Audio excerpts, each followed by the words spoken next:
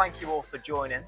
This only the second ever live panel episode we've had on the podcast. It's an honour to share it with you. So to introduce our guest today, we have Celina. Mikolajczak. Yeah, there we go. Celina, who's the Chief Technology Officer of Batteries at Lyten. We have Schaefer, the Head of Cell Engineering at 109 Technologies, and Barbara Hughes, who is the VP of Energy Storage at Forge Nano. And Forge Battery as well, or just Forge Nano? Forge Nano. We're spinning out Forge batteries.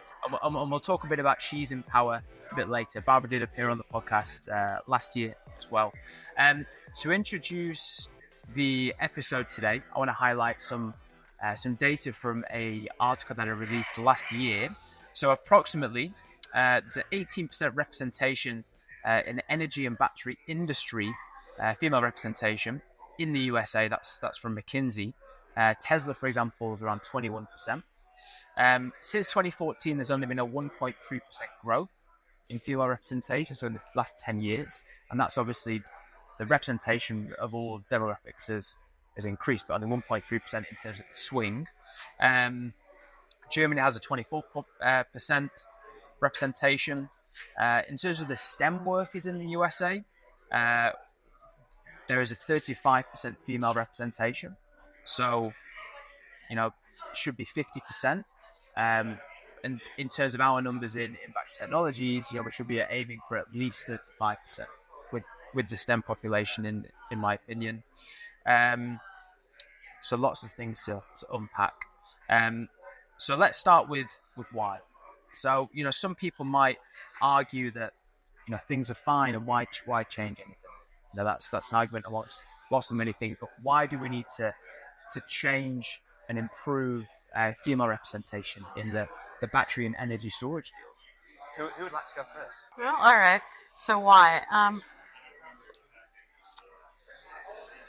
Batteries as a field are very multidisciplinary.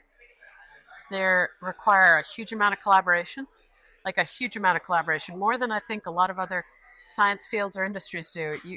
You really can't. I always say that no one person can hold all of batteries in their heads at the same time. So you need that deep collaboration between people who have the different specialties all working together.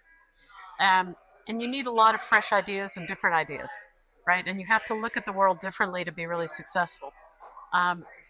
And that's key to innovation, right? So if you want to be innovating, and in the US, if we're going to really do batteries, we have to innovate. That's really one of our strengths, and that's what we got ahead of us. So if you're going to push a lot of innovation, you have to encourage different thinking, different approaches, heavy collaboration. Women are a part of that, right? You don't have all the voices if you don't have a bunch of women on your team. And, the same thing with a whole lot of different people from different cultural backgrounds. You need all of that to really bring the best ideas and to innovate. So that's why it's important. That's why you do it. Beautiful. Very nice. And anything to add? I think it's pretty well summed there that if you want to have a dynamic team, then it has to be composed of a dynamic group of people. And you're not going to achieve that by excluding a large part of the population. Yeah. So, yeah. 100%. It's I think the world is getting better in terms of education around the why. I mean, it's pretty obvious to most people, but as you mentioned there, innovation it's super critical. There's some more figures that we'll go into, which again are pretty obvious, but gender diverse teams are 21% more likely to outperform on profitability specifically. The most diverse companies now more likely than ever to outperform non-diverse companies on profitability. Companies with equal men and women earn 41% more revenue. Racially and ethnically diverse companies are 35% more likely to perform better. So it's crazy. Diverse teams are 70% more likely to capture new markets. I think a really interesting one, we talk about the future of the battery technology field and how we have a staffing issue, particularly across North America. 79% of college graduates see having a diverse workforce as very important. 79%.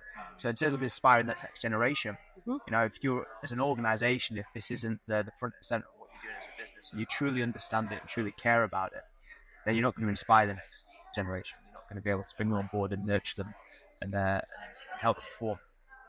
So in terms of where DEI should rank in a startup's priorities, so where do we think, in terms of a startup board and kind of what plans are, what the strategy is, where do we think it currently ranks? And then secondly, where do we think it should?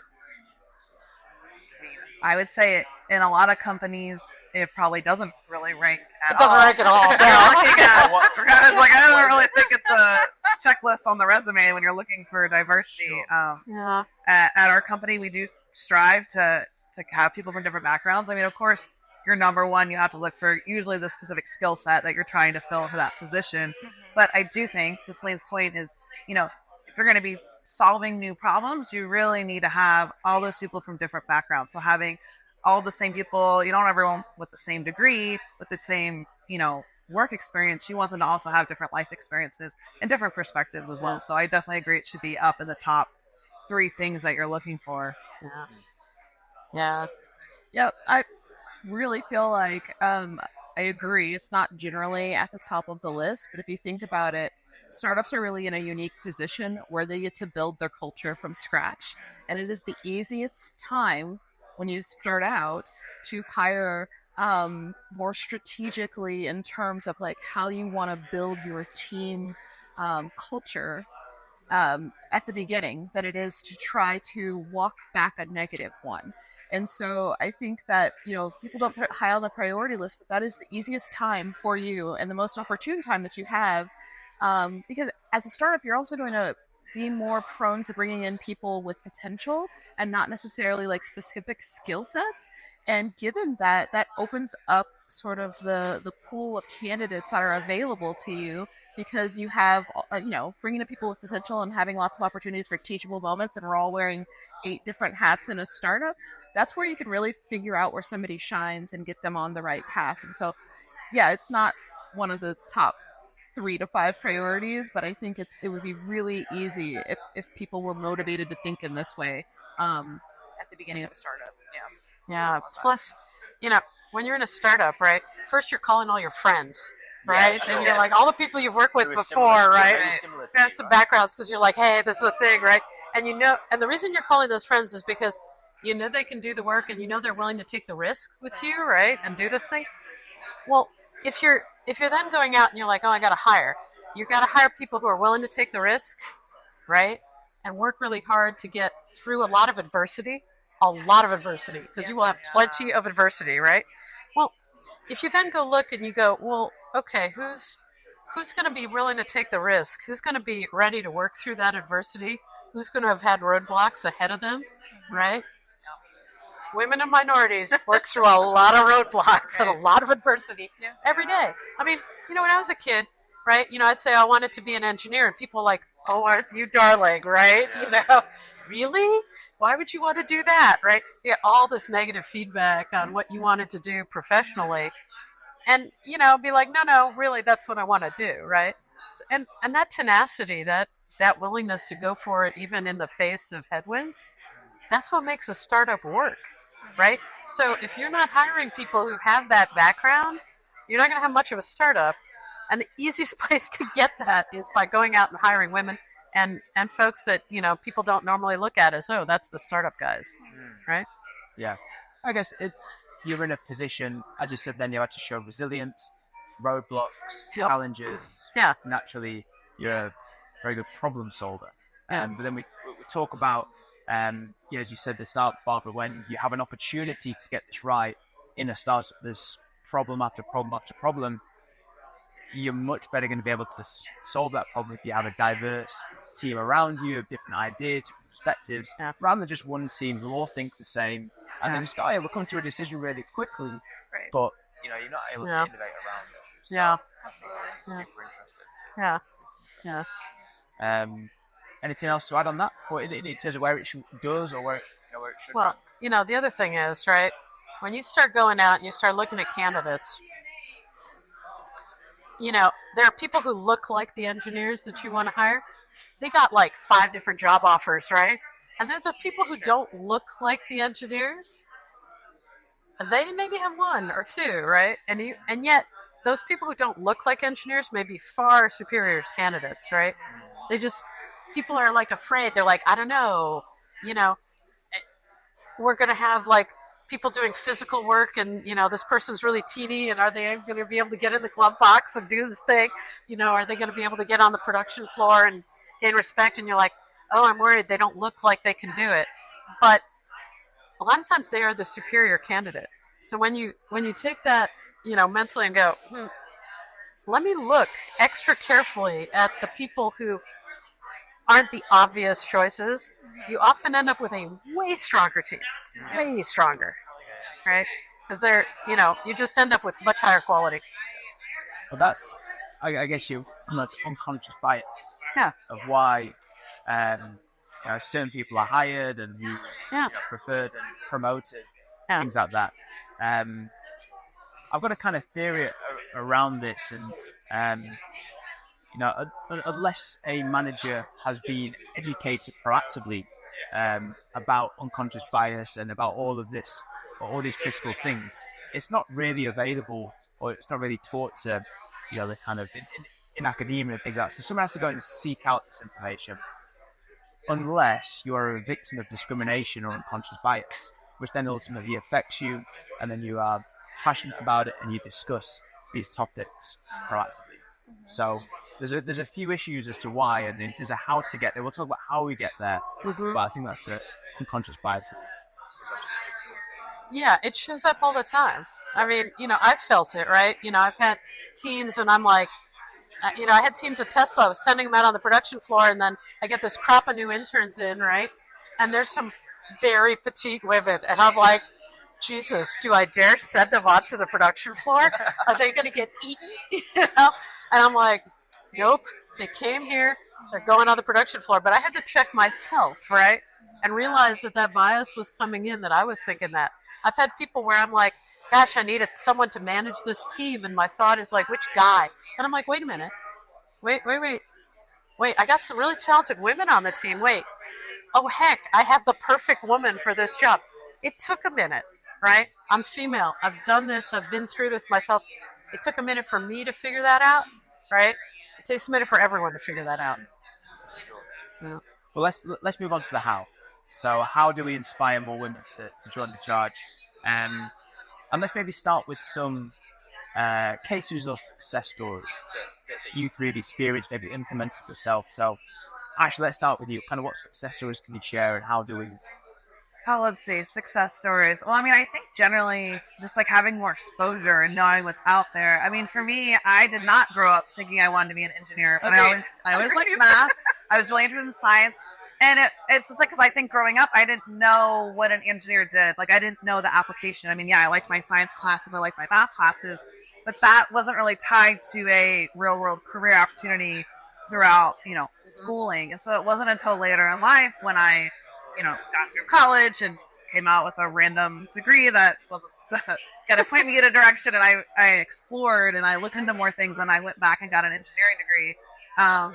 And so I think having that exposure and really trying to show, like, what does this career path look like, or what does a job in this field look like, whether it be STEM or battery specifically, and helping people to know what that is, so that young girls can say, oh, this is an idea of a job or something I can be interested in when I grow up, so to speak.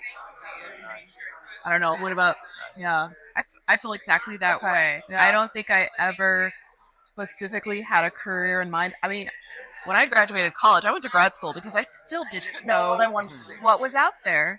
And I was the first in my family to go to college, and I did not have academic parents. And you would be surprised how many people in grad school say, oh, my parents are both PhDs. And you're like, oh, that's great. You have a great example. But my mom's, an administrative assistant, and I know that that's not what I want to do, but I don't have family members that are doing engineering or science, or, so you say, oh, I want to be a doctor or a vet or a fireman or a policeman. Those are, you know what I mean? It's all about exposure. And so, I think that it took me a very long time to figure out also what I was good at, because instead of being able to like go after something directly, I would kind of listen to other people tell me what they thought I should be.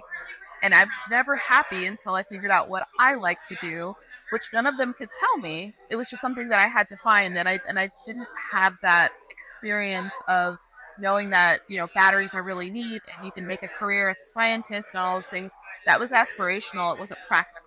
And I would say that in my household, we were a lot more practical. You need to pay off your student loans and you need to be able to survive.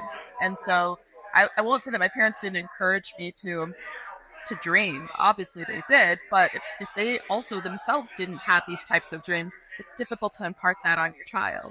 And so I think that's what happens with a lot of women, is just not having that exposure, not knowing what's out there, and not knowing what to strive for. Yeah.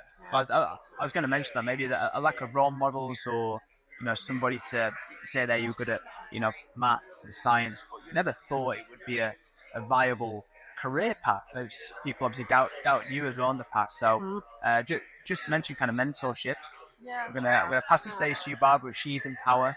You're obviously the chairman of the board of She's in Power. Yeah. And it's just recently merged with another. Yes, we just merged with another organization called STEM Blazers. So She's in Power is an internship and mentorship program for women 18 and up. So women that are in college that want to explore what it is to be in clean energy, and women who have already entered their career and say, hey, I want to go back and I want to do something different, but I don't know what that looks like and I don't know what's available. And so that's who we cater to.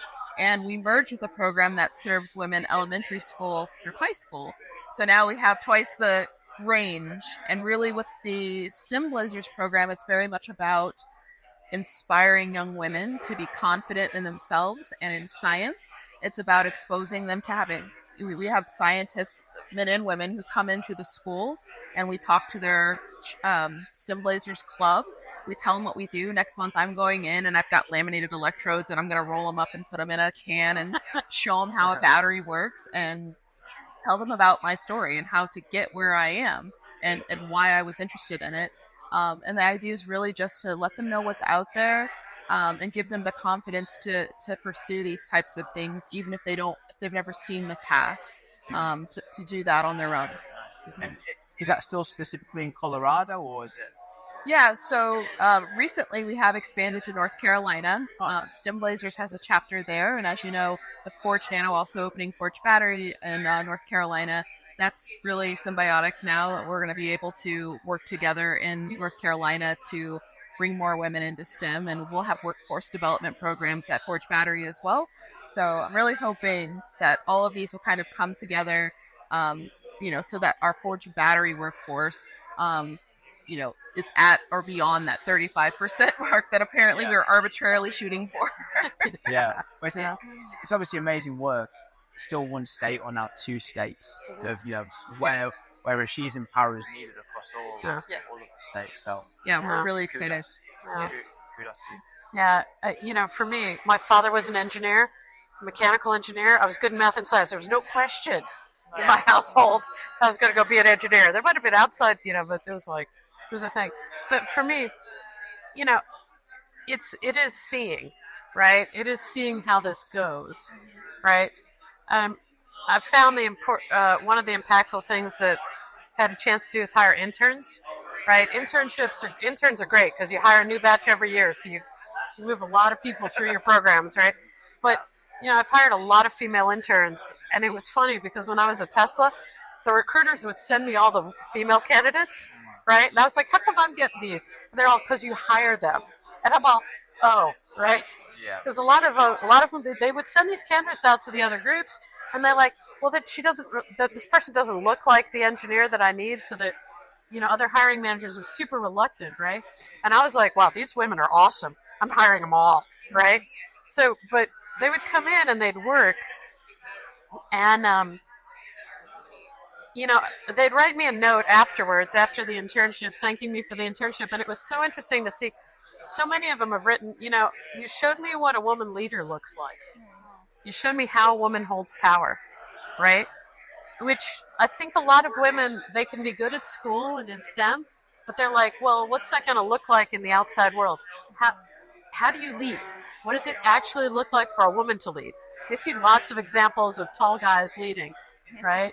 And I'm this short little woman, and I can still lead. And they're like, wow, there's hope for me. I'm taller than her, right? So, so there's a lot of that is seeing, and that's in the job. It's also in the media. It's also in the public domain. The more you have women leaders, women kind of go, yeah, I can do that, right? And I can be seen as an engineer and a leader. The other thing I did, which was shocking, your interns are leaving. You want to maybe give them a gift, right? And you're like, what do I get them? And finally I'm like, screw it. They're all getting Leathermans, or they're all getting pocket knives. Right? Oh, love it. And like, it was so funny because so many of my female interns, they'd open the box, be like a Leatherman, multi-tool, right? And now no one has ever given me a tool before as a gift, right? Which is just shocking to me. It was like, wow, women get lots of frilly things. Yes, we do. Right? Yeah. But having someone give a woman a piece of hardware, like a tool to actually help you to do things, it was like mind blowing for so many people. And or a pocket knife or a buck knife or something that was and it changes people's perspectives on what they can do and who they are so much. And that's like something that, like, you're a parent, what are you giving your girl for Christmas, right? There might be a frilly dress, there might be their first pocket knife. Yes. Right? Might be both first. Might be both. Or Twino or something. Yeah, I know, exactly, right? Yeah. I've got an interesting story about this. You talk about kind of parenting and also societal norms. And they did an experiment where they had their parents of their boy and parents of a baby girl. And I think they were kind of crawling age. Yeah. I'm not sure what crawling age. I've children myself. Crawling age? Yeah, like 6 to 12 months in that range. Yeah. So is yours crawling? She just started a year, so she's starting to walk now. But yes. So you've got to keep an eye on them all. Yes. Yes. Yeah. And what they did was that there was a ramp, and they said, okay, do you think that your child will be able to get to the top of the ramp? And the parents with the baby boy, I think 70% of the parents said, yeah, he'll make it. And I think for the baby girl, the parents of the baby girls, about 40% said, yes, she'll make it up the ramp. So in terms of actually backing their child, I think this can happen sometimes. And there was a similar story to me and my sister. We had a very similar upbringing, but actually there was differences in terms of actually encouragement and the societal norms and expectations and things like that. Nothing to do with biology. No. It's actually societal norms. I think we need to break the barriers down, have more people like you inspiring other people. Hopefully this goes viral, and people get to hear this. So. Well, for Women's History Month and Black History Month, they happen like February, March, right? Tried to do an event at work, something for people. So this last year, I threw a film festival, which I did a Star Trek film festival. So I showed the Nichelle Nichols documentary because she was so important. She was the one who played Lieutenant Uhura, right? And she then went on to recruit for NASA, and she recruited their astronaut corps to be not just white test pilots, right? She recruited everyone. She was working for NASA. She was hugely involved in civil rights, actually, in the U.S. So I showed that. Then I showed an original Star Trek, which was done in the late 60s, right? And then I showed, I think it was The Trouble with Tribbles, which is the famous, it's funny. Then I showed one that was produced 35 years later, which was Deep Space Nine, which was also their Trouble with Tribbles episode where they're, And then I showed one that was produced recently, Strange New Worlds, which has a new impression of, these characters. It is fascinating to see how the women's roles across 2 generations, right? Because they're all 35 years apart, so 60 years apart. They're wildly different, wildly different. You've got the original where, the female characters had a hard time getting lines, right? And they were not in charge of anything except communications, which was like, okay, well, they're women operators, so they could see that in the future, right? And then, in Deep Space Nine, women are leading things, and they have opinions, and they're strong characters. And then today's, ideas where if you watch Strange New Worlds, the bridge crew is all female except the captain. Like, it's all female in all the roles, right? Which is like, your mind is blown. Yeah. But it's so different now than it was, I grew up watching the original Star Trek, right? As a kid. And then, so the perceptions change, they matter that they change. Yeah. Right? And it was so wild to watch them back to back to back. Yeah. Oh, yeah. I mean, I liked what was when we mentioned earlier, just having the confidence, and I feel like that helps to build confidence to let people go out there and maybe take a risk or do something that they're not 100% sure of. I mean, that's a big difference in roles today and potentially genders. I don't want to stereotype the other side, but having that confidence to try something different or to speak up plays a lot into it, at least for me. Yeah, it's huge. Yeah. So there are many people who haven't been affected by discrimination and aren't aware of what a lot of people have to endure. We talked about that earlier. I put myself in that bracket. I know I'm a person in a position of privilege, but I'm fortunate enough to have known people very close to me who've been discriminated against, and that's what started me on my educational journey. So I guess we can't judge or point the finger. Instead, we need to educate. So we need to educate as to why. So we ran a focus group where people in the team, they shared stories about how they've been discriminated against. It went down really well, and how certain behaviours made them feel isolated. Certain behaviours that someone who isn't educated would think are just normal things to say, which are not normal.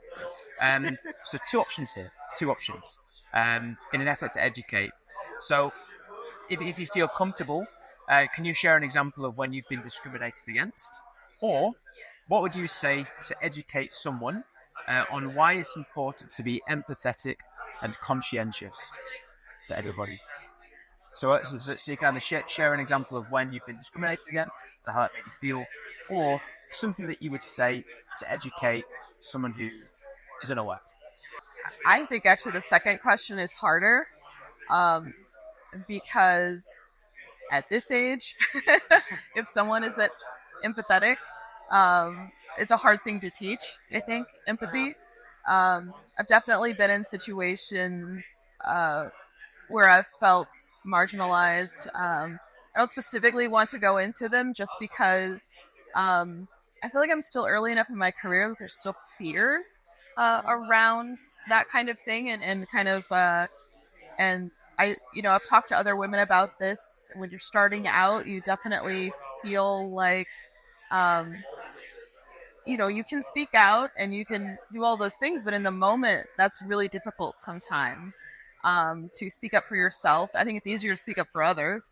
And I lead a team now, and I have a group of people, and I make it really apparent that I want good humans on my team. I don't want anybody to, feel marginalized on our team, but I think it's really difficult at this point. I'm not saying that people can't change, but I think that it is difficult to have an adult who is not empathetic and to teach them how to be empathetic. But I think it is really around power. And if someone feels powerful in a situation, I think it's more difficult to teach them how to be empathetic if someone doesn't have power. And I don't know. I don't necessarily feel comfortable trying to convince anyone else. I try to lead my team by example and have them do the same. But I feel like I'm rambling now about. Really, really interesting point. Maybe it's easier to defend somebody else rather than actually defend yourself. Absolutely, I found. Yeah, I think it can be hard to sometimes see if you're in the middle of a situation too, to understand how that situation maybe really looks the outside versus it's easier to see a situation playing out when you're not the one involved in it. Yes. Especially if it comes to kind of being I often feel like you're blindsided when these things happen too. You're like in an environment. Yeah, you're like, what happened? Yes, and you're like, I should have said 8 different things. I think maybe I'm just overreacting, or maybe I'm getting this wrong. I don't want to be an over-emotional woman. Exactly. You definitely second guess yourself. It is so much easier to watch someone else kind of crumple under the weight of something that someone has said to them, and to react to that and understand that, than it is like, definitely second guessing yourself and how you feel about these things. I agree. But I mean, like, I run into this all the time, and I'll just give you an example. Like, people walking into the booth, right? They're talking to me. Now, what do you do at the company? And I'm like the short, round, like housefrau looking, like, old woman, late middle-aged woman. Like, what do you do at the company? I'm like, I'm the boss. Right? and then they're shocked, right? Or I go out to a meeting, and I'm with one of my team members, right? And, I have some guys that are tall and, look like managers, right? They're tall and white, and they're there with me. And people will address them as obviously the one in charge and assume that I'm the secretary, right? He's the intern. Right? And it's so funny. I mean, it's so funny, right? Yeah. They'll do this. And I'm just kind of, I get to get used to it. And then I'm like, well, at some point I'll have to tell them. It's just no waiting around that way. Just let them keep on going. But, the thing is that when I have good, good male team members, they kind of know that's coming, right? And they kind of know, okay, I'm just going to defer to my boss, right? And they just kind of diffuse it nicely for you, right? Do you think that that's easier because you are the boss? Oh, yeah. No, it's huge, right? But like I said, I run into that every day, right? So, when you're not the boss, people are kind of like, oh, she's just the girl, right? Yeah. And for the longest time, too, you walk into a conference room, no one there knows who you are, right? And, people underestimate you all the time, right? They're always, they make assumptions. And then the other thing that you realize, too, is if you're in a tense situation where people are jockeying for roles and positions, as the female, you're the first one that people are going to try and wipe off the board because that's going to be the easy win, right? Like, go and dominate the woman, and that's going to happen, right? And that's always interesting, right? Yeah. And you're like, why are people coming after me? Well, it's because I'm the easy target, right? And you're like, okay, so it happens a lot, right? It happens all the time, and it's purely based on just unconscious bias, as you're saying, right? People just kind of assume the tall guy's in charge, right? Yeah. Well, when you've had, when people have had other experiences with other bosses, they don't necessarily assume the tall guy's in charge, right? Yeah. And so it's like, well, okay, I don't know. How do you change that? I think there's not one thing you can say. No. There's not one thing you can say at that room. Yeah, it's difficult. I think for like I don't know, it's a teaching moment, but I think part of that is, don't make assumptions. And I think the other thing that kind of came to my mind is don't underestimate people. And I think that also goes to, if they're trying to do something, and sure, maybe it's my first time doing that activity. I also think with like physical things, if you're like helping them build a house or carry something heavy, let someone attempt it first. Like, give a girl a chance to do the job. Yeah. And then, if there needs to be a learning process, great. But I think sometimes if a woman hesitates because she doesn't have that confidence, and then a man steps in and does it for her, well, A, you never know what she's capable of, and B, you don't give her a chance to even try. It may not be perfect, or she may do a fantastic bang-up job of it, and you're like, oh, I wish she had just done it from the get-go. So, You mentioned something before about confidence as well, and you said before, like, in terms of, okay, there's a hustle for roles, and also there is a tendency for women to rule themselves out. Yeah, but maybe even applying for positions. Oh yeah, and again, that's around kind of cultural norms. And, so I guess that's another thing that we are totally other topic. But to finish off, what's your best piece of advice for a how have I worded this? For any female about to start their career in the battery energy storage? Advocate for yourself. Don't rely on anyone else to do that. Even people that you think are your allies, especially in the workplace. Everybody's got their ulterior motive and things that they need to get done. It doesn't make them bad people, but you need to get comfortable with advocating for yourself, for speaking up for yourself, and not relying on anyone else to be your champion, because you'll eventually get your feelings hurt when you realize that everybody kind of has their own best interest at heart. And be the person who advocates for others. But you have to learn how to advocate for yourself in this world if you're going to be successful. And you don't have to change who you are. You don't have to be more like a guy to be successful. You can just be you, and just be just as successful as anyone else. So you don't have to conform to norms in order to be successful in this field. Nice. Adding on to that, I think I would just say don't sell yourself short. Give yourself a chance, and know that you don't have to be perfect to be great at something. What is it? Perfection is the enemy of progress. So just go for it. I'd say, get used to falling down, get used to getting back up, right? Yeah. Because sometimes you fall down, sometimes you're pushed, right? But you're going to have to get back up a bunch of times. And, you can't be afraid of that. And the other thing is, women are taught, not really socialized for how to hold power. What does management, what does rank really mean? Like, we're not taught that. We're taught the exact opposite, right? So if you're going to be good at something, you have to practice, just like if you're going to be good technically, you have to study, right? If you're going to be a good manager, you're going to have to study how to be a good manager. You're going to have to study about what does it mean to have that power, and how do you use it best.